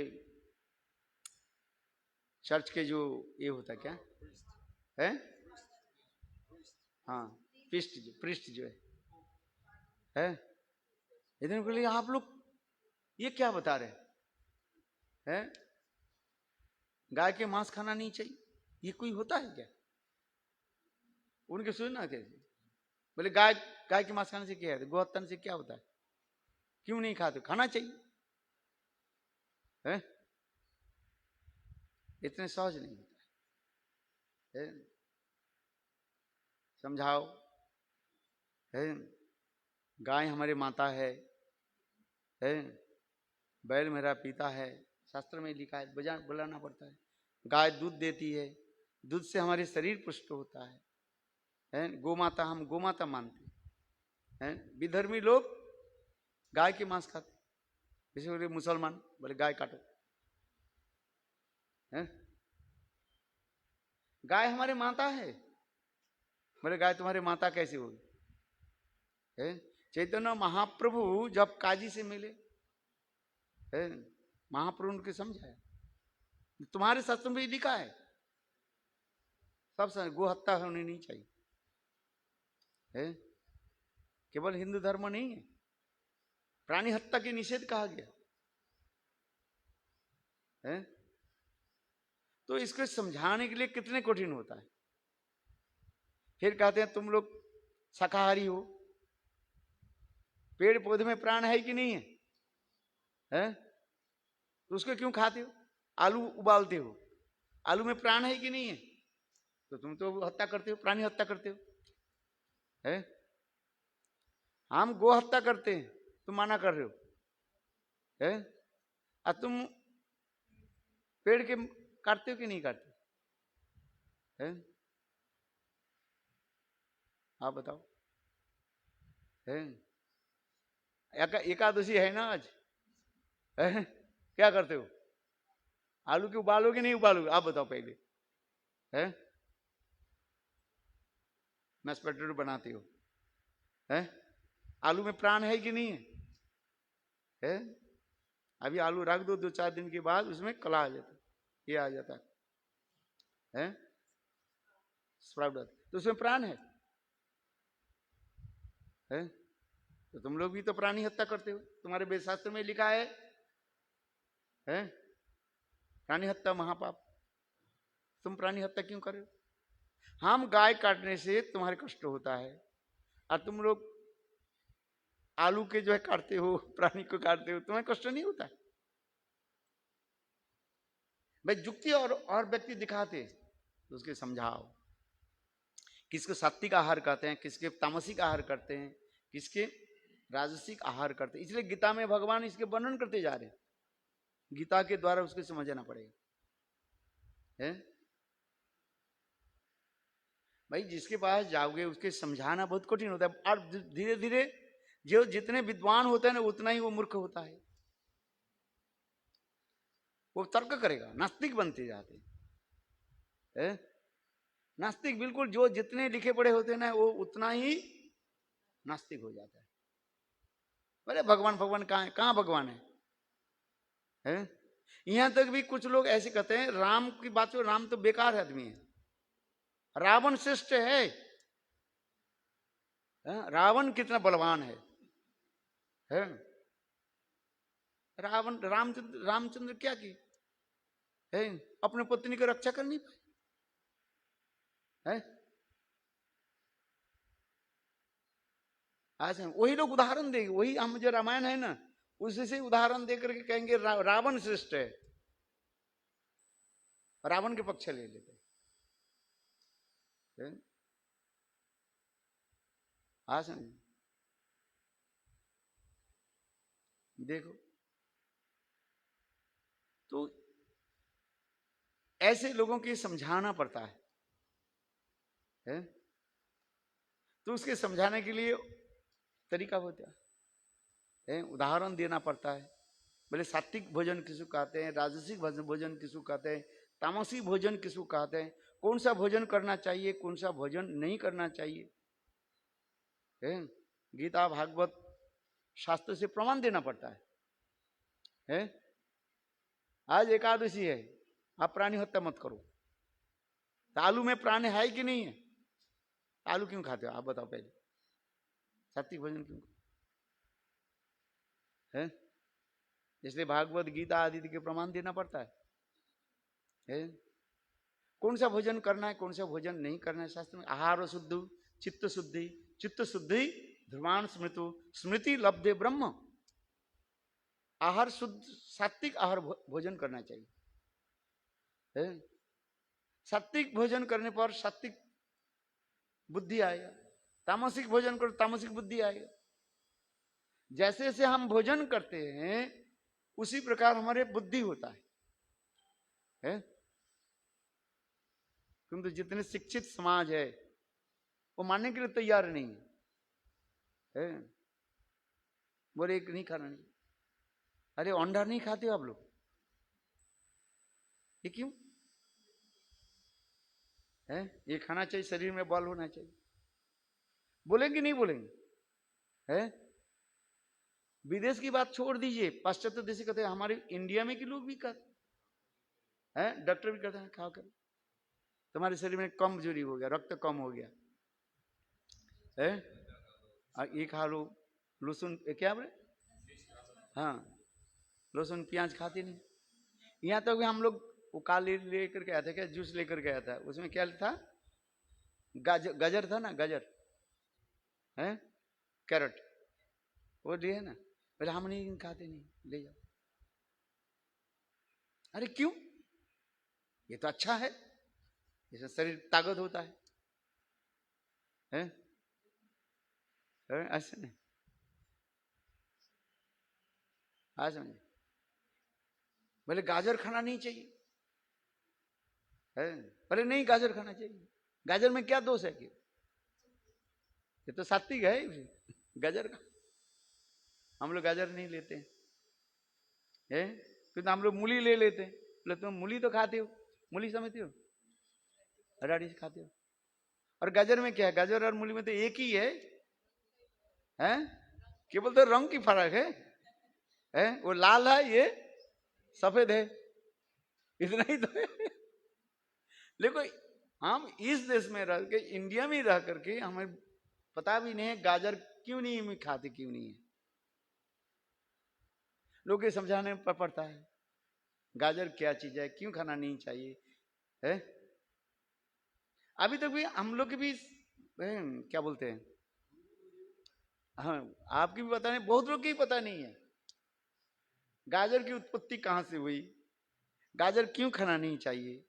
अब स्थान स्थल विशेष से खाना पड़ता है। जैसे एक बार कथा की बता रहे हैं, रशिया में गुरुदेव के जो प्रोग्राम है, ऐसे ऐसे स्थान है वहां पर बिल्कुल तो ठंडी है, जहां पर उनके लिए प्रोग्राम रखा गया, कोई सब्जी नहीं मिल रहा, 600-700 भक्त लोग सब आए हैं, गुरुदेव के प्रोग्राम था, 5 दिन या 6 दिन के प्रोग्राम। तो कहने लगे यहाँ पर कुछ नहीं, आलू तक भी ठीक से नहीं मिलता नहीं है और बहुत कीमती है? तो क्या करें? यहाँ पर वहां पर गाजर मिल रहा है, तो क्या करें आप बताओ। स्थल विशेष में भी अकॉर्डिंग टू द सर्कमस्टेंस बड़े बोलते अच्छा चलो गाजर ले अगर क्या गाजर खिलाओ, क्या करेंगे, भूखे थोड़ी रहेंगे। भूखे भोजन है, भूखे भोजन भोजन भजन ना हो गोपाल, तो अनुमति देना पड़ता है। स्थान काल विशेष अनुसार में कुछ विषय के जो है उसके नियम के कुछ है शिथिल कर दिया जाता है, कम कर दिया जाता है। तो गुरुदेव ने उसमें आदेश दिया चलो चलो गाजर लगा दो, नहीं तो क्या करेंगे आप बताओ है। तो उसी प्रकार जो है मेरे कहने की तात्पर्य जो है बहुत लोगों के धीरे धीरे पता ही भी नहीं है सारे नियम के पालन करना, क्यों पालन करना, छोटी छोटी विषय के हम बोलने के लिए इतने दिमाग लगाना पड़ता है, युक्ति के साथ बोलना पड़ता है फिर है कि नहीं। यहाँ पर कहने पर तो एक बार कहते हैं तो लोग जानते हैं, विश्वास करते हैं ये गाजर की उत्पत्ति कहाँ से हुई, प्याज लहसुन क्यों नहीं खाते हैं, गो मांस से कैसे कैसे हुए। और एक दाल दाल होता है ना जिसको कहते हैं मसूर दाल है ऐसे ये हम नहीं कहते क्योंकि ये तो अच्छा है, डॉक्टर लिख देते हैं ये भोजन करना चाहिए। बहुत ऐसे छोटे छोटे शब्द होता है जिससे हम जानते नहीं हैं और उसके लोगों के निकट क्या करना पड़ता है, एक्सप्रेस करना पड़ता है कि नहीं, आप बताओ है। इसलिए जो जितने वर्तमान जो जितने लोग शिक्षित होते जा रहे हैं उतने उस लोग के निकट उतने ही प्रीच करना बहुत कठिन होता है? क्यों युक्तिवादी लोग होते हैं सब, युक्तिवादी समझते हो, लॉजिस्टिक प्रमाण बोलो वो भी मानने के लिए तैयार नहीं, अरे सब पागल की बात है सब है? एकादशी दिन अन्न खाना नहीं चाहिए, बोले क्या हो गया, बोले उसमें आज क्या हो जाता है, पाप प्रवेश करते हैं। बोले काल प्रवेश नहीं किया तो आज प्रवेश कैसे कर दी, फिर काल पुरुष द्वादशी के दिन प्रवेश नहीं करे। अच्छा लोग ये युक्ति दिखाते कि नहीं दिखाते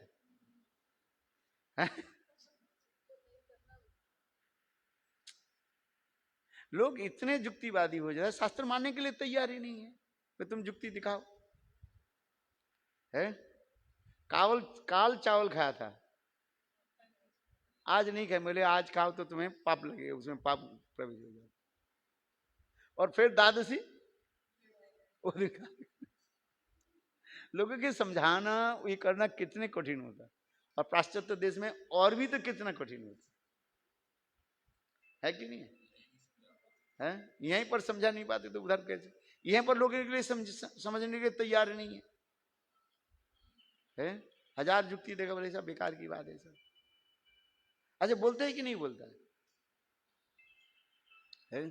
आज जो कथा जो सुने वास्तविक सत्य है, तो इसलिए कर रहे हैं मैं जो ये उदाहरण दे रहे हैं, देखो एक भाषा से दूसरी भाषा में जब रूपांतर होता है हो जाता है उसके एक्सप्रेशन और भी अधिक करना पड़ता है तब लोग ये समझ में है। जैसे मैंने कहा है भजन रस जो बंगला ग्रंथ में भक्ति ठाकुर जो लिखा है उसने जो कुछ भी लिखा है वही हिंदी में ट्रांसलेट, हिंदी में इतने पेज कहाँ से आ गए आप बताओ, तो ज्यादा बोल दिया क्या उसे है।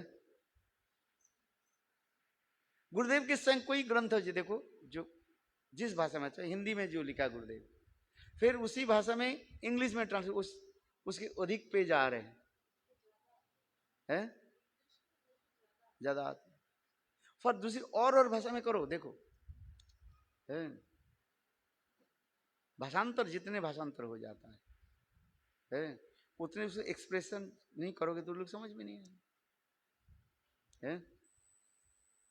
हाँ समझ। और फिर नीचे अब क्या लिखना पड़ता है, पादटिका लिखना पड़ता है, मन फुट नोट लिखना पड़ता है? हमारे समय तो हो गया यहाँ पर जो करें जो केवल भगवान कह रहे हैं, गीता में भगवान कहते जे यथा मांग प्रपद्यन्ते संग तथैव भजामो, जो जितने परिमाण मेरे प्रति शरणापन्न हो जाता है, मैं भी उनके प्रति उसी प्रकार भी अपने प्रेम प्रति को दिखाता हूं। जे यथा मांग प्रपद्यन्ते, यहां पर तराजू की लेकर के ही बात हो रहा है। बात क्या है, जे यथा मांग प्रपद्ये तांग तथैव भजामो, जितने परिमाण भगवान कहते हैं, जितने परिमाण मेरे प्रति शरणापन्न हो जाते, मैं उनके प्रति उतना ही प्रेम प्रति रखता हूं। जे जथा में जितने पैसा दिया उतना ही आपके सामान मिलेगा, ज्यादा थोड़ी मिलेगा, है नहीं मिलेगा। किंतु भागवत में क्या कर रहे हैं, इसलिए कर रहे हैं सही प्रण अनुरूप ना पारे भजिते अतएव ऋणी होय कहे भागवते, है भागवत में क्या करें, स्वयं भगवान अपने को ऋणी मान रहे, न पारे निर्बद्धं संजों साधु कृत विबुधु सापि वो जामा दुर्जन गृह श्रृंखल संवृक्ष प्रतिजातु साधु ना। स्वयं भगवान गोपी प्रेम के द्वारा ऋणी हो गए, है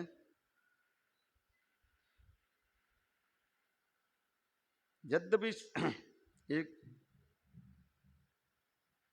इसलिए स्वयं भगवान करें ये आप लोग के प्रेम के द्वारा मैं संपूर्ण रूप से वशीभूत हूं और अपने को ऋणी भी मान रहा। आपकी ऋण जो है मैं चुका नहीं सकता हूं, है संसार में ऋण किसी के पास पैसा लेकर ऋण चुकाना पड़ता है कि नहीं, पर इंटरेस्ट ले अथवा नहीं ले, है आपने किसी से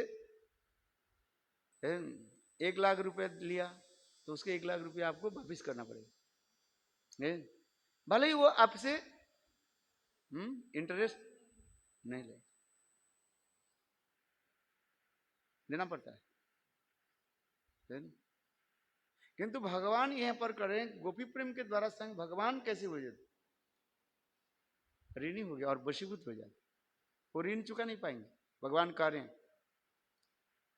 जे आप लोग हे गोपियों, आप लोग मेरे प्रति इतने स्नेह ममता प्रीति रखते हो, है जिससे मैं आप लोग के ऋणी हो गया और भी ऋण चुका नहीं पाऊंगा। भगवान कह रहे हैं, भगवान होकर के भी कह रहे हैं ये गोपियों आप लोगों के ऋण मैं चुका नहीं सकता, आप लोग रह जाए। वो भी कैसे ऋण चुकाना है, भगवान कह रहे हैं ब्रह्मा के भांति आयु प्राप्त करके यदि आप लोग की मैं सेवा करूं तथापि ऋण से मुक्त नहीं हो पाए। देख कितने बड़ी बात भगवान ने कहा दी है, गोपी प्रेम के द्वारा स्वयं भगवान कैसे वशीभूत हो। पहले के सख्य प्रेम के द्वारा भगवान वशीभूत होते हैं, फिर वात्सल्य प्रेम के द्वारा वशीभूत हो रहे, और माधुर्य प्रेम के द्वारा गोपी प्रेम के द्वारा स्वयं भगवान कैसे वशीभूत हो जाते हैं। इसलिए करे न पारे निर्बद्धम समझुन सुसाधु कृत विबुध सापी, विबुध माने कर ब्रह्मा के भांति आयु प्राप्त करके यदि आप लोग की भी सेवा करो मैं आप लोग के ऋण से मुक्त होने से।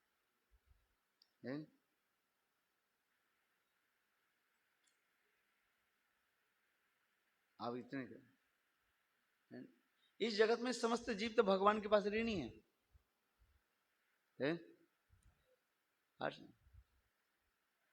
कि भगवान सब कुछ हमें दे रहे हैं। भौतिक विचार में देखें तो हम माता पिता के जन्म ग्रहण करने के साथ ही साथ हम 5 प्रकार की ऋण हो जाता है, मातृ ऋण, पितृ ऋण, देव ऋण, ऋषि ऋण है, देवर्षि भूताप तो अपने मित्रों के द्वारा ऋणी हो जाता है।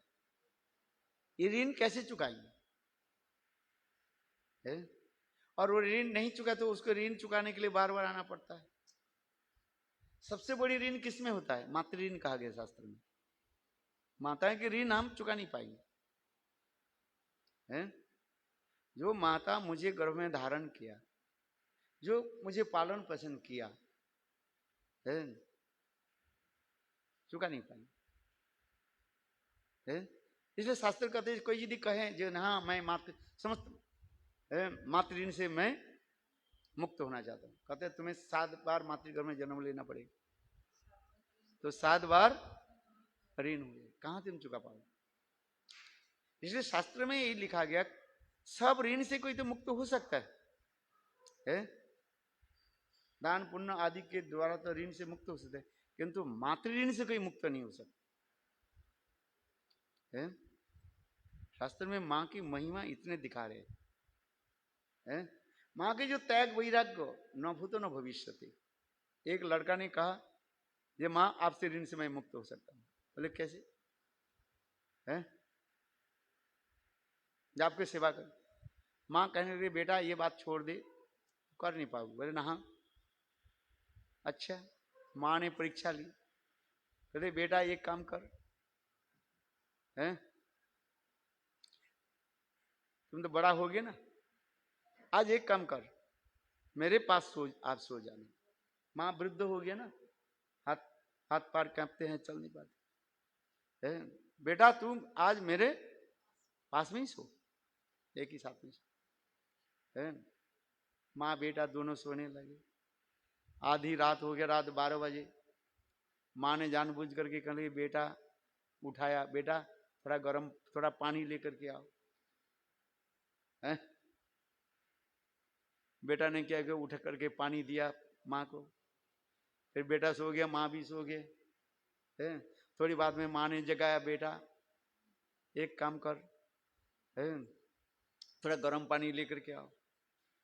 फिर बेटा ने उठी, गर्म पानी किया, रात 1:30 बज गया है।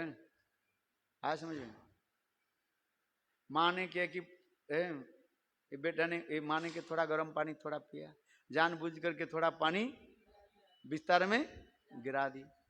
बेटा गुस्सा हो गया, हम कहां से ऐसे कैसे सोएंगे है। करे बेटा तो एक क्षण के लिए मेरे पास सो नहीं पा रहे कार्य, और दूसरे दिन क्या बोले हमें नींद ही नहीं आई। और ऐसे जानी कितने रात बीत गए तुमके गोद में लेकर के सोने की, कितने बार तुमने जगा और मुझे जगाया है। पिता तो दूसरी कमरे में जाकर सोते हैं, क्यों बच्चा यहीं पर टें टें टें करता है, बच्चा जग जाते हैं ना है। पिताजी बोले मैं इस कमरे में नहीं सोऊंगा, दूसरे है। हाँ देखो, और माँ ने कितने रात, वही माँ कहने लगी ये बेटा क्या पता है कितने रात तुम्हारे लिए मैं जगा, एक नहीं है अनेकों रात मैं सोया ही नहीं है। आप ये बात सही है कि नहीं है? जो माँ है वही समझती है। छोटा बच्चों के, एक छोटा बच्चे को पालन पोषण करने कितने समय लगे, कब पायखाना कर दिया, कोई पेशाब कर दिया, कोई भूख लग गया, अथवा कोई पेट में दर्द हुआ, बताते बच्चा करते हैं कि नहीं करते है? क्या हो गया, डॉक्टर के पास गए, दिखाई नहीं पड़े कुछ है। क्या करेगा, कितने कष्ट करके एक बालक की पालन पोषण करने में कितने समय, वो भी नहीं कितने, जब तक माँ जीवित रहते ना तब तक अपने पुत्र करने के लिए वो टेंशन रहता है? जब तक माँ जीवित रहती है मेरा बेटा मेरा बेटी क्या करे, बड़ी तो हो गई, कहीं कुछ ना हो जाए।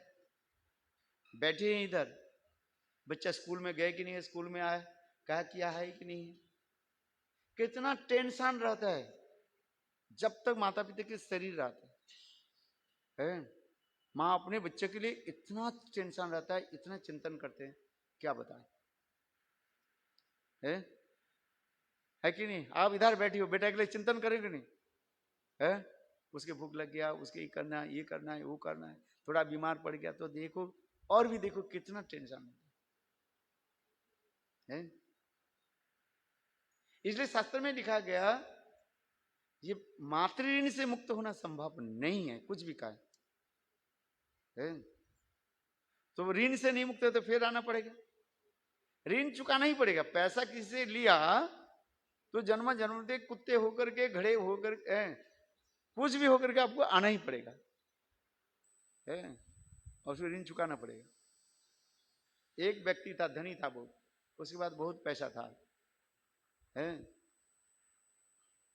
वो जो भी आते थे वो ये देते, पैसा देते थे है, किंतु वो ये लिखवा लेते थे, बोले ये बताओ ये जो मैं पैसा दे रहा हूं ये कब मुझे वापिस करोगे है, इतना ही लिख दो, बोले इस जन्म में और अगले जन्म में, किस जन्म में दोगे। यदि कहो भाई इस जन्म में तेरा संभव नहीं है, अगले जन्म में दे देंगे, ये लिख करो बस, डॉक्यूमेंट्स में लिख दो बस। और यदि आप कहें हाँ इस जन्म में थोड़ी थोड़ी करके मैं इसे दे दूंगा, वो भी लिख दो, इस जन्म में आपके ऋण मैं चुका दूंगा है। तो इसी प्रकार लोगों को पैसा देता था है।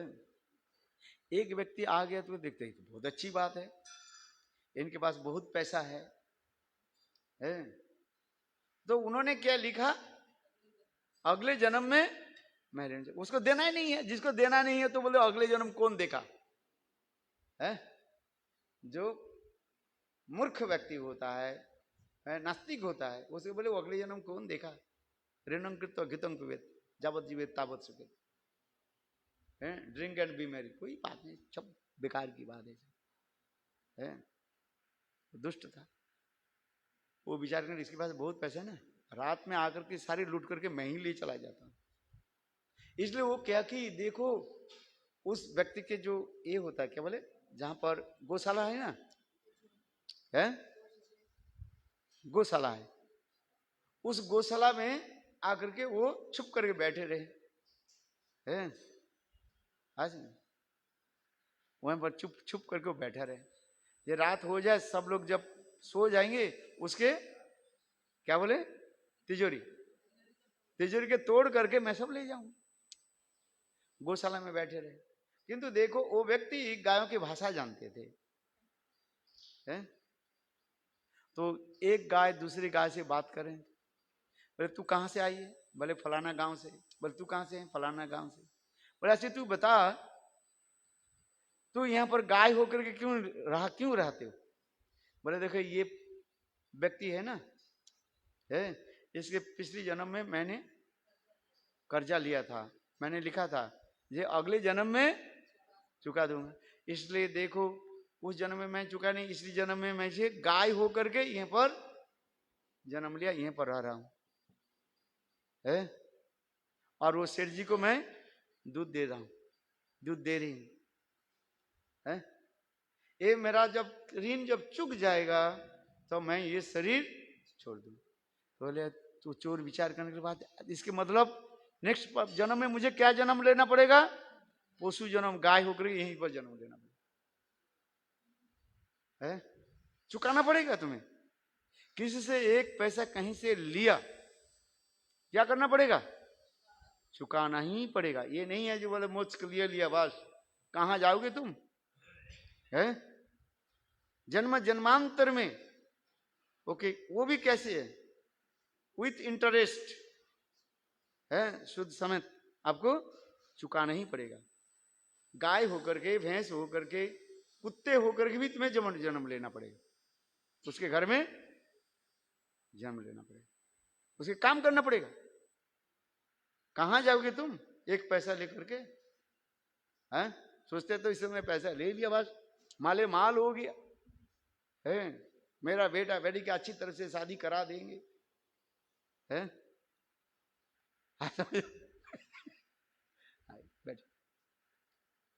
कहां जाओगे, कहां तुम है, ऋण से कोई मुक्त नहीं हो सकता, देना ही पड़ेगा। ये बात सही है, जिससे आप एक पैसा लिया है, आज समझ में, गपा गप खा लिया ना, रसगुल्ला दूसरे के रसगुल्ला देख करके गपा गप तो खा लिया, किंतु उसको पता नहीं है कहां देना पड़ेगा उसको अच्छी तरह से समझिए, वास्तविक सत्य है। और ऋण समेत माने सूद समेत आपको लेकर के जाएगा। इसी बहुत कथाएं, सत्य घटना है, अनेकों कथा है?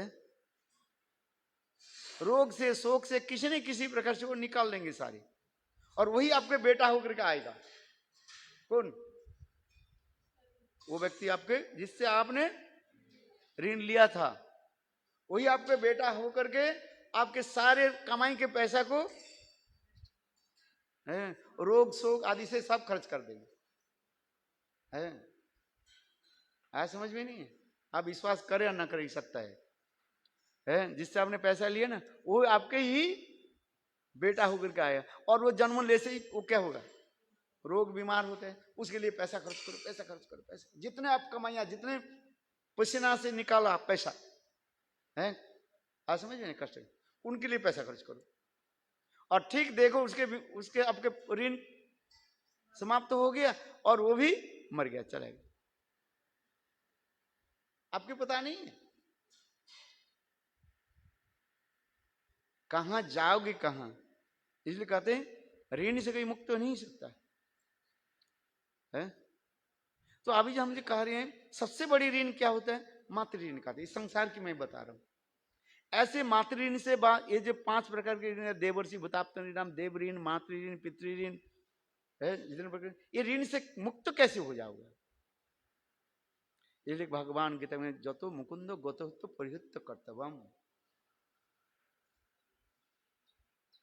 भगवान मुकुंद में मुक्तिदाता वाला कौन है? मुकुंद।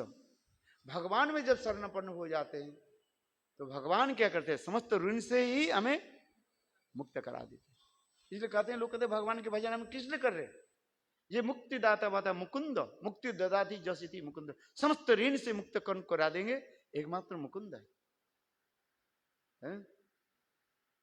जब तक हम मुकुंद के शरणापन्न नहीं, मुकुंद के नाम नहीं ले, आप ऋण से मुक्त नहीं हो पाओ है?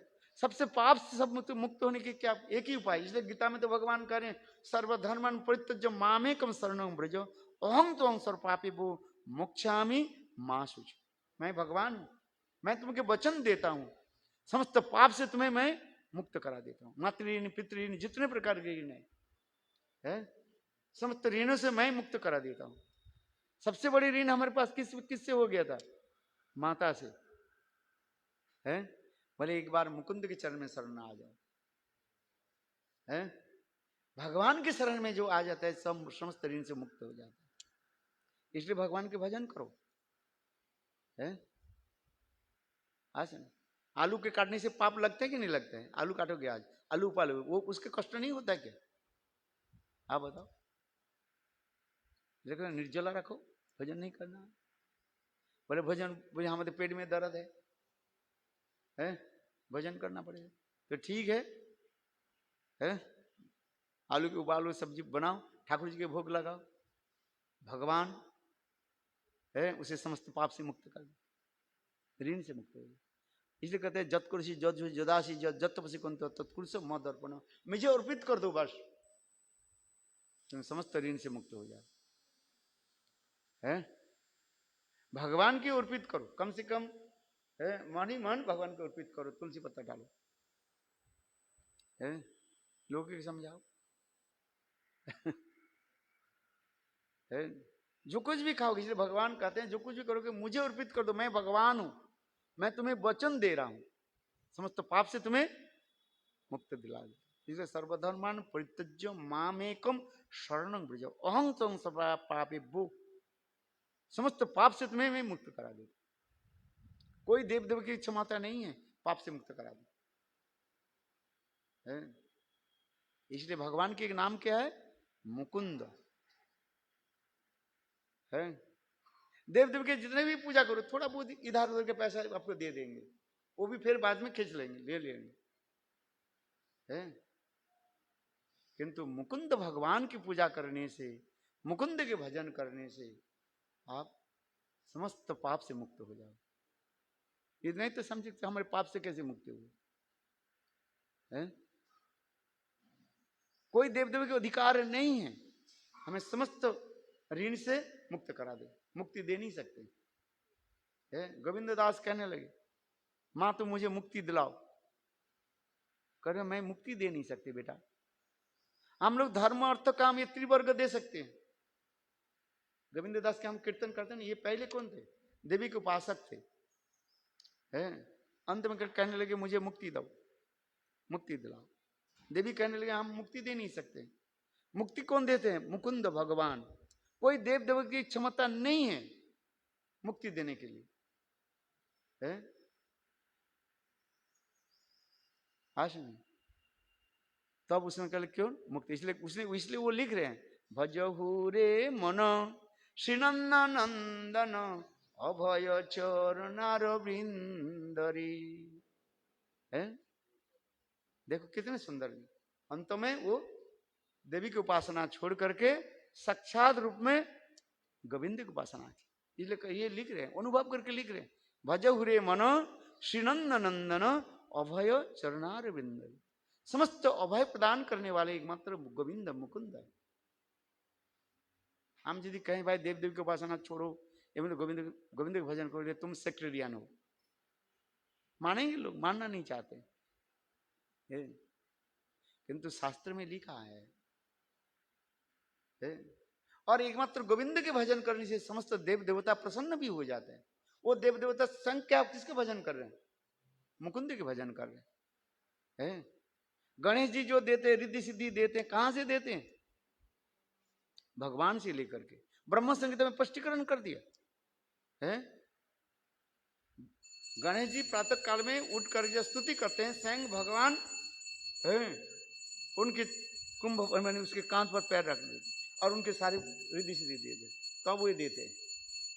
गणेश जी के पूछो अरे आप कहां से देते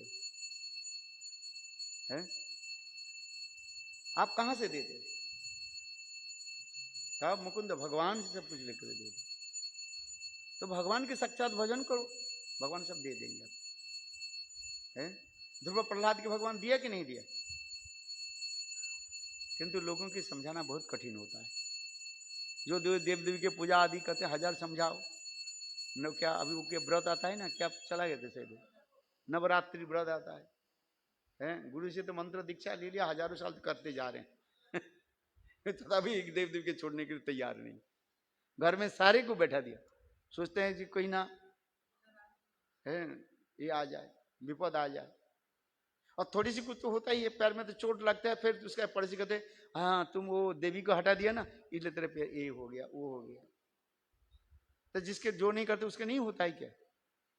वो तो कर्म के अनुसार होता ही रहता है। एकमात्र इसलिए कहते नहीं गोविंद के भजन करो, वो सब कुछ देने वाला है। चलो बहुत कथा सुना दिया आज है। तत्व सिद्धांत है ना, गोपी प्रेम के द्वारा भगवान कैसे वशीभूत है। बोलो वृंदावन बिहारी लाल की जय। जय श्री राम।